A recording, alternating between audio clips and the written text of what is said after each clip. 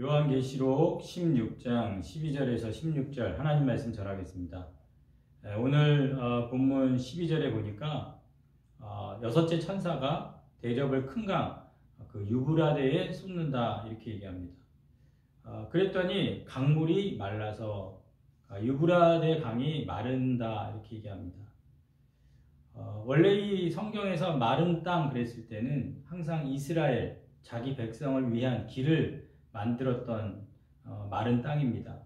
근데 오늘 본문에서는 동방에서 오는 왕들의 길이 예비되었더라.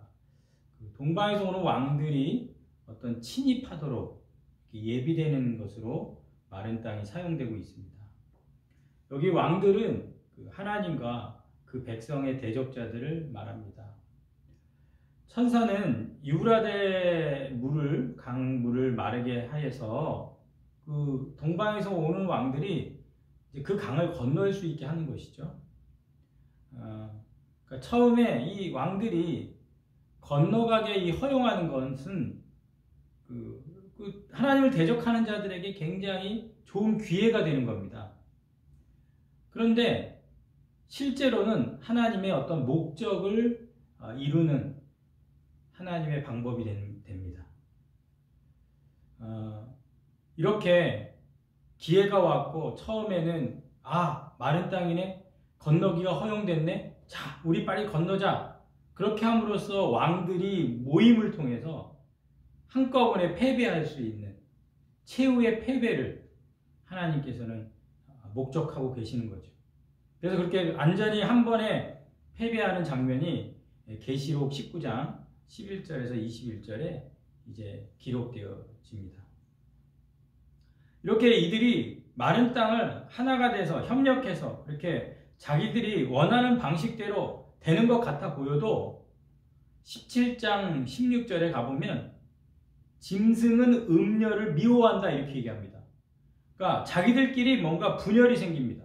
짐승은 음녀를 미워해서 망하게 하고 벌거벗게 하고 그 살을 먹고 불로 아주 사른다. 그러니까 짐승이 음녀를 멸망을 시켜버립니다. 그러니까 하나님을 대적하기 위해 모였지만 스스로 자기네들끼리 자멸하고 있는 모습을 17장에 가면 보게 됩니다. 그런데 그들은 포기하지 않습니다. 오히려 계속해서 또 싸움을 준비합니다. 남아있는 사탄, 짐승, 거짓 선지자들이 무엇을 하고 있습니까?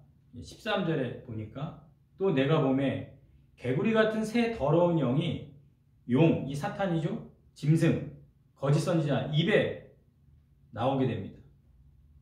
이 사탄과 그의 동료들은 짐승 그러면 어떤 정치적인 어떤 권력, 사회적으로 어떤 힘을 발휘하는 제도, 또 거짓 선지자들은 그런 제도를 지원하는 종교적인 어떤 보조자, 어떤 이런 세력들이 이제 더러운 영을 내보내가지고 사람들을 유혹하고 사람들을 하나님을 대적하도록 모아서 어떤 행동을 취하게 하는 것이죠. 이들은 항상 어떤 자기네들이 원하는 어떤 그 목표를 향해서 우상숭배와 폭력과 탐욕으로 세상을 더럽힙니다. 그런데 오늘 개구리 같다 이렇게 얘기하죠. 개구리가 소리는 좀 계속 크지만은 개구리의 소리는 의미 없다. 악의 동맹자들은 개구리의 울음소리처럼 의미가 없습니다. 그런데 왜 이렇게 의미 없는 거짓된 소리에도 온천하 왕들이 모여들까요?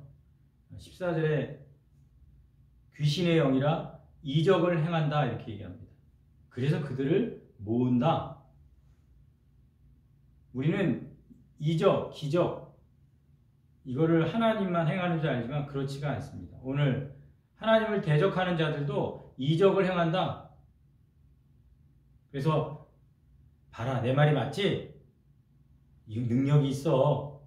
야, 그 사람 말대로 다 되잖아. 진짜야. 그러나 그런 말에 속아서는 안 됩니다. 다 이적을 행할 수 있습니다. 그래서 믿는 우리는 이적이 하나님의 뜻을 계시하는지를 분별해야 됩니다.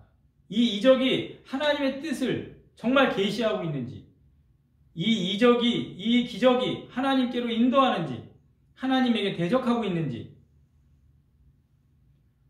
오늘 귀신의 영이 이적을 행하는 것은 하나님과 싸우기 위해서입니다.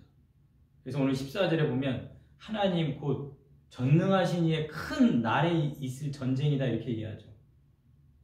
이들이 지금 모이는 이유는 누구와 싸우기 위해서입니까? 하나님과 싸우기 위해서. 제가 어제 설교에도 말씀드렸지만은 환란이 온다고 짐승을 따르는 자들이 돌아서느냐? 심판이 온다고 7인이 떼지고 7 나팔이 부러지고 7 대접선의 그런 심판 가운데 사람들이 돌아서느냐? 오히려 하나님을 더 비방한다고 그러죠. 그리고 회개하지 아니하더라. 그러니까 그들은 결국 하나님과 싸우고 싶은 겁니다. 우리가 예수 믿는데 이 땅에서 반대를 받습니까? 결국 하나님과 싸우고 싶어서 하나님을 따르고 하나님을 믿는 자들을 대적하고 있습니다. 그러므로 우리는 기억해야 합니다. 이 싸움이 내가 하는 싸움이 아닙니다. 하나님과 하겠다고 달려드는 싸움입니다. 그럼 우리는 누구에게 기도해야 됩니까? 하나님께 붙잡혀야 됩니다. 하나님만 바라봐야 돼요. 하나님에게서 힘을 받아야 됩니다. 그래야 이 싸움에서 우리가 이길 수 있습니다. 오늘 이들이 이렇게 하나 돼서 하나님과 싸워 이기겠다고. 근데 하나님과 싸워 이길 수 있습니까? 그러므로 오늘 이 14절의 말씀은 그들의 멸망당할 전쟁, 그들의 패배를 미리 알려주는 거죠. 왜요? 이 싸움은 하나님과 하는 전쟁 싸움이기 때문에, 전능하신 이의 큰 날에 이루어지는 싸움이기 때문에 반드시 하나님이 이기신다라는 것이 오늘 14절에 우리에게 알려주고 있는 겁니다. 그들이 모여서 전쟁을 벌이는 장소가 16절에 새 영이 히브리어로 아마겟돈이다 이렇게 얘기하잖아요. 아마겟돈으로 왕을 모았는데 이 아마겟돈은 무기또의 산이라는 뜻입니다. 무기또라는 것은 북이스라엘에 있는 하나의 장소, 무기또라는 를 칭하는 장소와 이제 관련이 있는 거죠. 그러면 우리는 이 이스라엘에서 이 무기또 그 근처에 있는 산, 여기와 관련된 어떤 전쟁은 스가랴 선지자가 마지막 전투, 마지막 전쟁을 가리킬 때 미리 보여주는 어떤 상징입니다. 무기또. 그래서 스가랴서 12장 11절에 뭐라고 그러냐면 그날에 예루살렘에 큰 애통이 있으리니 무기또 골짜기 하다드림몬에 있던 애통과 같을 것이다. 그러니까 너무나도 큰 애통이 예루살렘 근처 그 무기또 골짜기에 큰 전쟁으로 인해서 애통하는 날이 있을 것이다. 이게 이제 스가랴 선지자가 예언한 내용인데, 그러니까 나라들을 향한 하나님의 최후 승리에 대해서, 하나님이 대적자의 멸망에 대해서 이 무기또라는 형식을 통해서 여호와의 날에 슬퍼하는 곳이 바로 무기또의 산 아마겟돈이 의미하는 뜻입니다. 우리는 요한계시록에서 이런 상징적인 언어들을 잘 이해를 해야 되는데, 구약에서 사용되었던 발람, 이세벨 그랬을 때는 거짓 선지자들을 말하는 거구나. 십자가에 못 박힌 장소, 소돔과 애굽 이렇게 연결을 해요. 이곳은 죄와 억압을 연결시키는 거구나. 7산 위에 있는 도시인 로마를 표현하면서 7머리, 7산위에 앉은 음녀, 이 바벨론이라는 어떤 세상적인 제국을 말하는 거구나. 마찬가지로 계시록에서 바벨론, 유브라데 이런 지명이 실제 그 유브라데 강에서 일어나는 것이 아니라 무기또 예루살렘 근처에 있는 그 땅에서 진짜 전쟁이 일어나는 것이 아니라 선지자들이 예언하고 있는 그 마지막 전쟁을 말할 때 쓰이는 지역 용어가 바로 무기또의 산 아마겟돈이 되는 것입니다. 그러면 우리는 이 아마겟돈이라는 이 단어를 통해서 하나님의 대적자들의 패배를 하나님이 미리 알려주는구나. 실제적으로 그 무기또라는 지역에서 그 드보라가 승리하는 곳이 그 이스라엘 적에게 그래서 하늘에 비를 내려서 진흙탕에 빠져서 대적들이 패하게 하는 드보라의 전쟁 승리가 그 무기또에서 일어났고요. 또 아합과 그 이세벨의 우상 숭배하는 집에 그 자손 아하시아 왕이 무기또에서 죽습니다. 또 유다 요시아 왕이 그 하나님 말씀을 순종하지 않고 전쟁하러 나갔다가 무기또 근처에서 죽임을 당합니다. 이렇게 무기또라는 그곳에서 벌어진 일들은 하나님을 마음에 두기 거절하는 자들의 어떤 멸망들을 그곳에서 실제로 일어났던 것이죠. 그러므로 우리는 아마겟돈의 이 마지막 전쟁이 실제로 이 땅에서 벌어질 3차 세계대전, 4차 세계대전을 말하고 있다라고 생각해서는 안 됩니다. 이 아마겟돈은 영적 전쟁을 우리에게 세계대전을 대비하라는 것이 아니라 사탄과의 영적 전쟁을 대비하라고 주시는 말씀인 것이죠. 그렇기 때문에 15절에 이렇게 말씀하시잖아요. 보라, 내가 도적같이 오리니. 이 영적인 치열한 전쟁터에서 보라, 내가 도적같이 오리니. 그러므로 우리가 준비해야 될 게 무엇이냐? 누구든지 자기 옷을 지켜야 된다. 이 아마겟돈이란 마지막 전쟁을 하나님이 말씀하시기 전에 보라, 내가 도적같이 오리니 누구든지 깨어 자기 옷을 지켜라 말씀하시지 않습니까? 이 영적인 전쟁에서 깨어있으라 말씀하지 않습니까? 그리스도의 오심이 도적같이 갑작스럽고 예기치 않은 것 같이 자신도 모르는 사이에 걸려들지 않도록 경고하고 있는 것입니다. 그래서 우리는 깜짝 놀라게 될 거다. 원치 않는 침입자로 인해서 어떤 고통당하는 집주인과처럼 그러므로 자기 옷을 지키라는 이 경계의 말씀.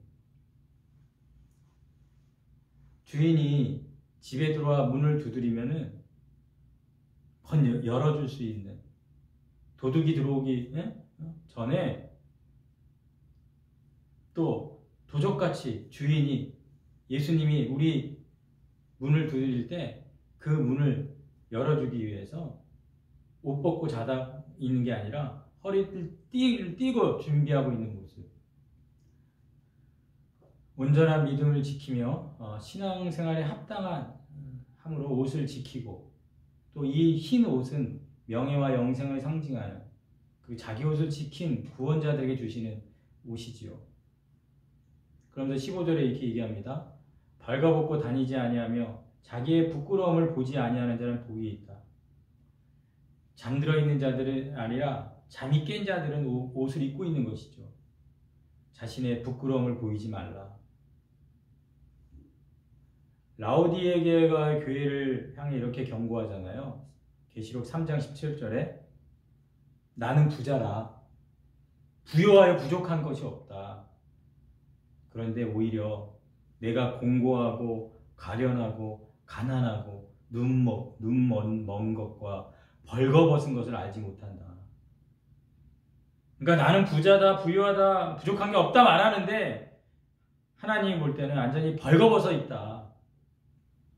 영적인 전투에서 패배할 수 있는 위기를 맞은 교회의 모습을 예수님께서 권면하고 있죠. 그러면서 예수님이 우리에게 뭐라고 말씀하십니까? 무릇 내가 사랑하는 자를 책망하여 징계하노니 그러므로 내가 열심을 내라 회개하라 이렇게 말씀합니다.